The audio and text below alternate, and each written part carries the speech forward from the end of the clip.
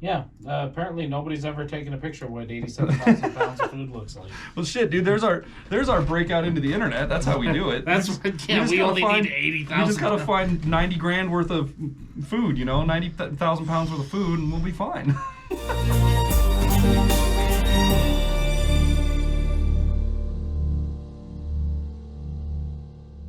87,000 pounds of that shit.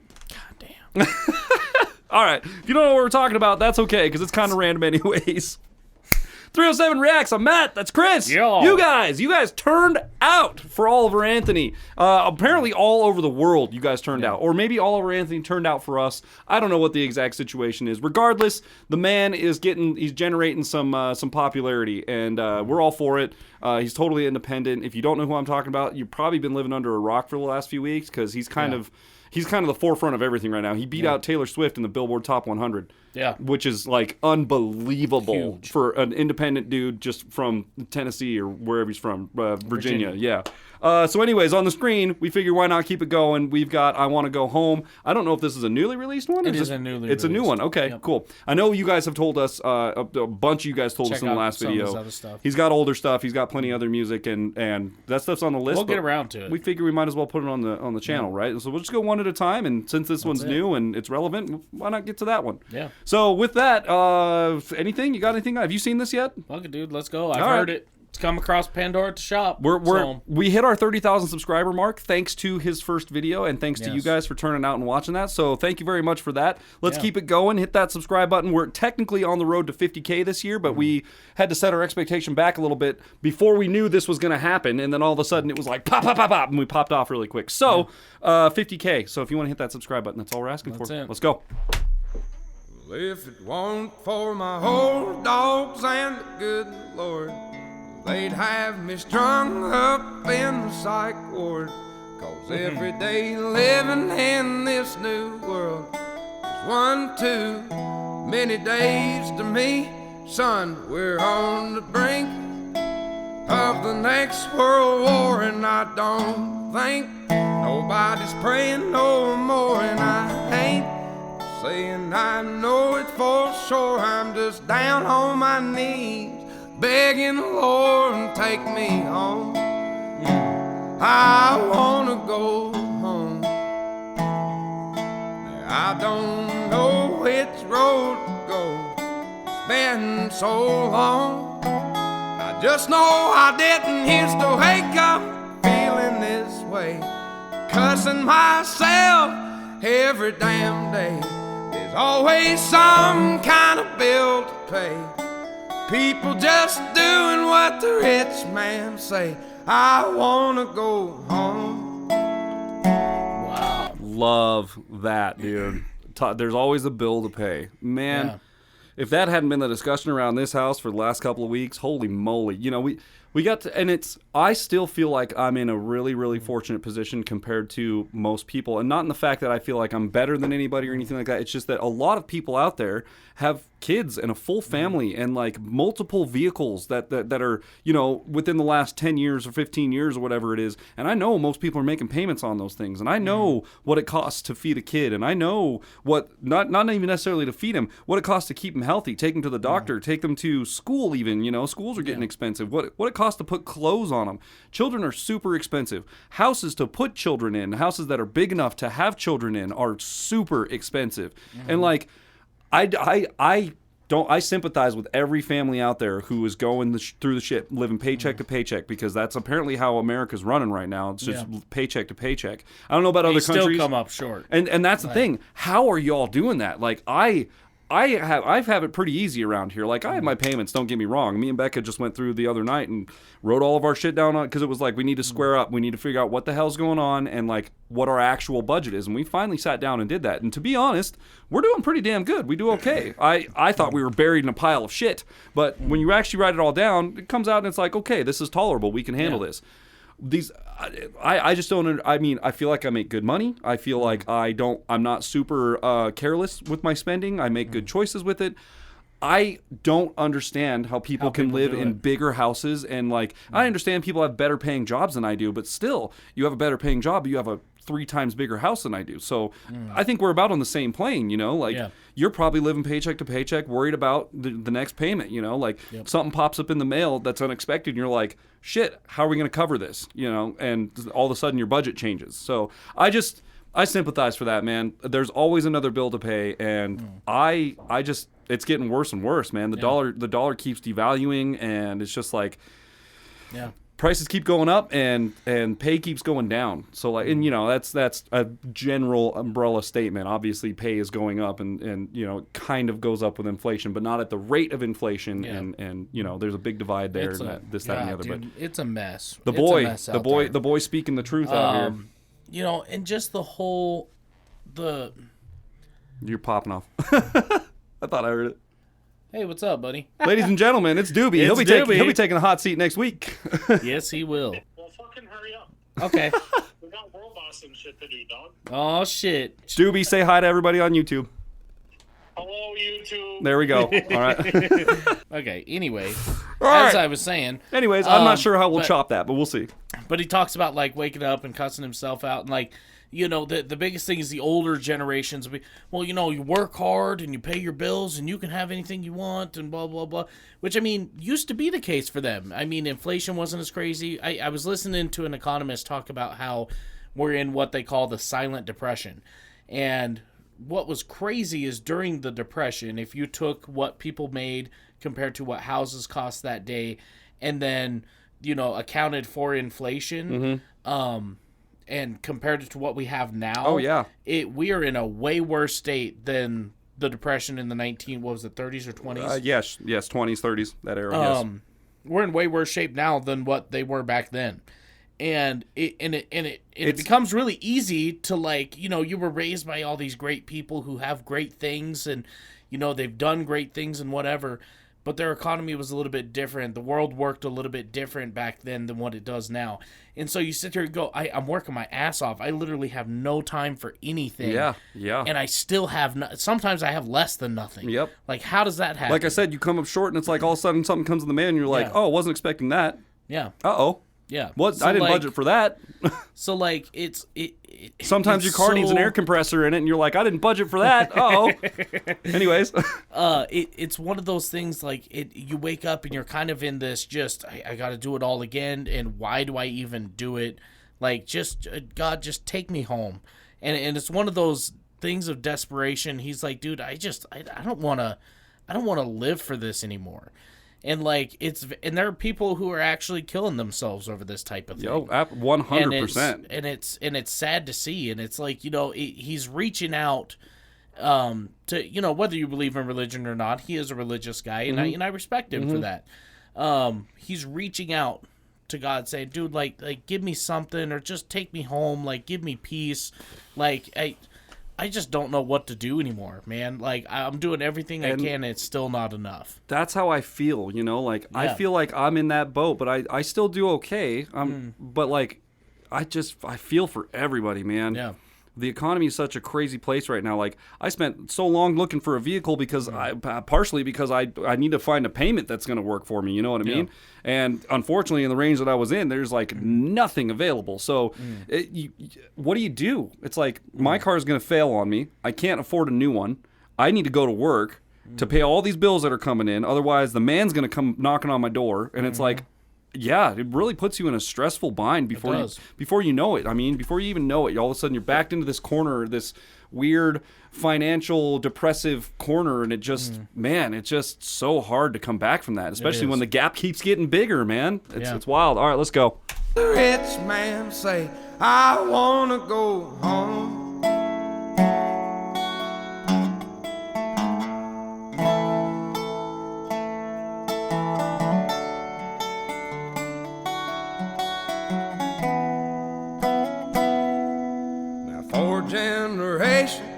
Farming the ground, grandson sells it to a man out of town, and 2 weeks later the trees go down.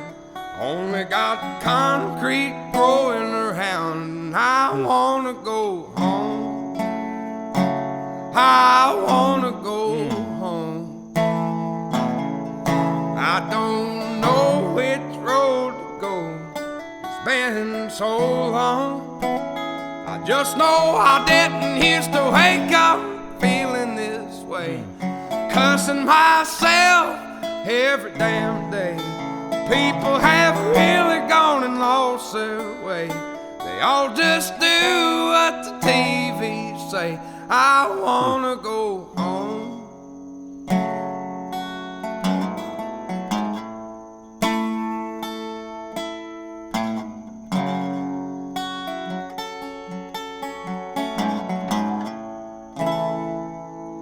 If it weren't for my old dogs and the good Lord, they'd have me strung up in the psych ward.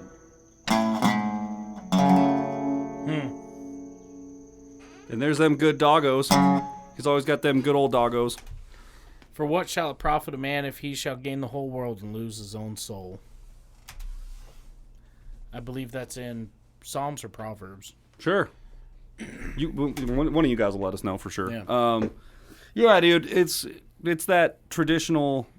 I mean, from what we know so far, definitely like traditional Oliver Anthony. Yeah. Really, really good message. It's sad. It's super, super sad. The more you think about it. And it's so like I said before, he has a way of delivering such a complex idea in the simplest way possible, to where everybody can derive something from that. Like when he's talking about the 4-generation farm, and the grandson sells it to a man from out of town. Mm-hmm. Like, a lot of the older generation would be like, well, that kid's just stupid. He doesn't want to work. He doesn't... Which, that happens. That happens all exists, the time. big time. The other thing, too, is the government are paying farmers, significantly less than what their crop is worth, Yep. to mow it and destroy it all, because they need to control the food in the economy, which I don't believe that's the government's job, but whatever. And it's killing farmers. They're not making what they should be making. And I don't know about you guys, but I know the government doesn't know how expensive it is to run a farm. But tractors, if you think getting an oil change on your car and brakes is expensive, oh boy, are you in for something. Like, tractor tires can be up to like $30,000 or $10,000, depending on what kind of tractor you have. Oh, yeah, I mean, definitely. It's insane. Definitely. And not, But the other half of that another person would be like, the grandson had no choice. He inherited this massive amount of debt. Like, the only way out is to sell the farm. That's it. That was his saving grace, was to sell the farm. Inherited the debt, or yeah, it's just one of those things. They come in and they write you a check. Some dude comes in. It's the same thing with the music industry. Happens all the time. Some dude with a lawyer walks up to your door with a check, and they offer you a big chunk of money. And in today's economy, it's like, I need that money. Like, I need that money to survive. And like you said, I have debts that I need to pay, and that money will pay for those debts. It's unfortunate that I have to sell off one of my assets, but that's the world we live in. I need to look out for my future rather than looking out for my family's history, right? And unfortunately, that's just where it's at right now. It's crazy. Yeah. I like that he said something about the farms going down and then concrete growing all around him, or something like that. That the corporate world just shooting up into the sky, just leveling everything, paving a parking lot, and just Yep. It's crazy. Don't know what you got till it's gone. They paved paradise world. And put up a parking lot. It's such a sad, it's a sad song, but it makes you really think about the world around you. And like I said, just the farm line by itself, you can look at two different scenarios and both are true. Mm-hmm. And that's what I love about his delivery of his. Speaking of delivery, you guys should check out yesterday's video. Oh, yeah. Oliver Anthony does a fantastic job at delivering his lyrics, delivering his music in a way that just connects. This whole week, except for the McNasty stuff at the beginning of the week, this whole week has been about awesome performances. Yes. Like, amazing performances. Yes. Our Tom and Adam and Dax video, amazing performances in that one. The Haley Williams, she's just an incredible performer herself. And then you get to watch Chris Lipe's awesome, he gets so excited analyzing it. It's amazing. And then, Oliver Anthony with his desperation and how he talked about just real, he doesn't hit all the notes. He obviously doesn't hit all of his notes. But did any of you guys out there notice that he didn't hit all the notes? Because I'm willing to bet if you weren't actually listening, it didn't matter. Doesn't matter if he hit them all or not, because the message is so much stronger and the performance is so much better. Yeah. And I'm not saying it was a terrible, he's a terrible singer. He's obviously a good singer. But doesn't have to hit all the notes because the song is so powerful. If you were a classically trained musician listening to this going, he didn't hit that. the O should have been a more open vowel. You know what I mean? Like, he doesn't have that. He has the character and the grit. And there's even parts where he, like, messed up on the guitar. He wasn't necessarily in time. Yep. But it all adds to the realism of the world. And that's why he connects so... Because nothing in the world is perfect. Yep. And that's what I love about his performances, is they're not a $1 billion Sony recorded perfect master track ready for the radio. Yep. Like, And I get so sick of hearing the same drum beat in songs. The same Kate. I was listening to a who was it who did that? Coulter Wall, I think is his name. He had a song that sounded very similar to an old school Rascal Flatts song. It's like they took the instrumental, slowed it down, keyed it up half a thing, and there you go, new song. Yep. And like that's just going on all the time. We live in a copy paste world at this point, and especially when it comes to music. And I would argue, like you were saying, it's actually the imperfections in music that make it tolerable and listenable. Because if you go and listen to well, not that the other's not tolerable, but it stands out. If you go and listen to something that has been perfectly aligned to the grid, guitars have been time aligned, every drum hit is perfect, all the vocals are seamless, not a single note misses any time ever, and it's all completely on the grid. You're right. It's not to say that it's one's better than the other. You can just tell.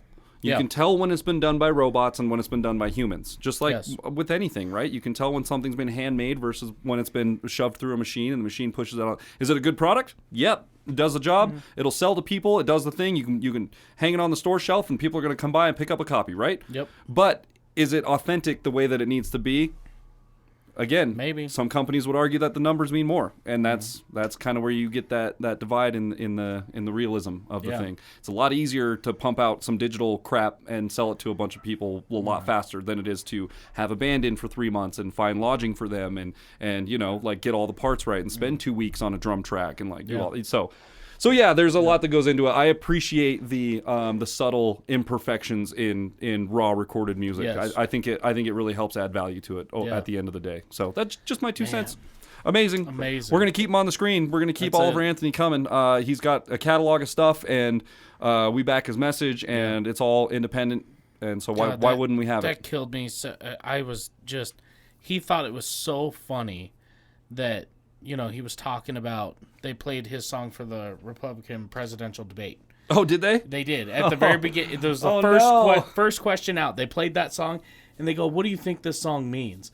And he's like, he goes, it's so funny to me. He goes, I didn't want the song to be political. No. He goes, it's not about Biden. It's not about, he goes, it's bigger than that. Yeah. He goes, it's about all those people on that stage. And he goes, it was just funny. It was really funny. That's hilarious, dude. Like, oh God. It's funny to see someone so humbled, getting all these questions, and he's just like, no, that's nope, no, that's not it. That wasn't it. Like, I don't want the money. That's not what I was trying to do. Yeah. I just made a song. Yeah, I just made a song about my life. I think one of the most American quotes I've heard this year is they asked him if he would sing the national anthem at the Super Bowl, and he said, yeah, not a problem. They go, okay, cool. He goes, but I'm not accepting money for it. He turned down the $100,000 payout. Yep. And he said, I sing that song for free. Well, yeah. Fucking forget Republican, Democrat, conservative, liberal. He's an American. America's the land of the free, Love right? that. Land of the free and home of the brave. God. So he's doing things for free, and like it should be. Like music should be, you know, for the most part, it should be free. Like it's art, and it's like not... you should respect the royalties of the artist when they release music. But like as far as like, you know, if they want to do it for free, let them do it for free. Yeah. Yellow Wolf came here and did a concert for free. Yeah, with crazy. Who else? Was it just Yellow Wolf? I thought he brought someone else with him, but he might have. He came here and just our city Played was like, downtown. come on in. You can absolutely play for free here. You know why? Because everyone's going to be downtown, and that's where all of our mom and pop shops are. So come on through. And it worked out great. Worked out fantastic. So it did. Only all the mom and pop shops were closed. they all closed down because it's, you know, if Casper's got a unique system for mom and pop shops. Those hours are cancer. Anyway, if you guys enjoyed today's episode as much as we did, be sure to leave a thumbs up, smash that subscribe button, click the bell, become part of the notification gang, and we'll see y'all next time. Ow. Those hours are cancer. What video is that?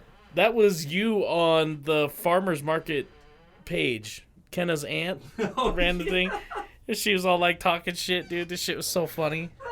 She's like, well, you need to tell your friend. And I was like, he's right. I mean, your hours are fucking AIDS, dude. Your hours are cancer. Like,